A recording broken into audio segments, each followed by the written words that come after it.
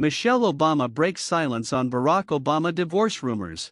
Former First Lady of the United States Michelle Obama broke her silence on the speculation that she and husband Barack Obama are headed for divorce after 32 years of marriage. Michelle Obama is tired of people jumping to conclusions. The former First Lady of the United States, who has been married to Barack Obama for 32 years, broke her silence on recent divorce rumors, while opening up about decisions that she has made for herself since leaving the White House in 2017. Hello, if you're new here, please don't forget to like, subscribe and hit the notification bell to remain updated. The interesting thing is that, when I say no, for the most part people are like, I get it, and I'm okay, Michelle shared on the April 9th episode of the Work in Progress with Sophia Bush podcast. That's the thing that we as women, I think, we struggle with disappointing people.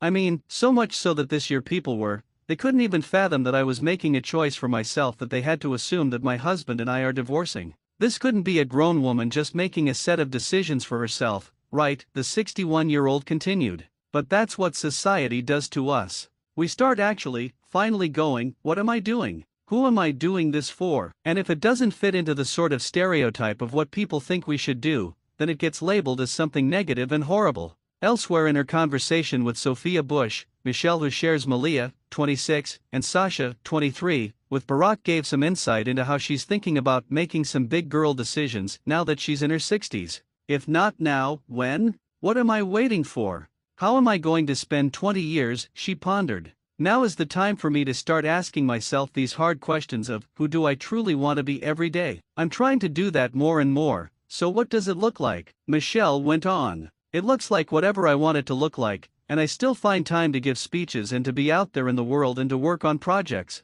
The becoming author's remarks come after Barack also recently shared rare insight into their marriage, explaining how his back-to-back presidencies impacted their relationship.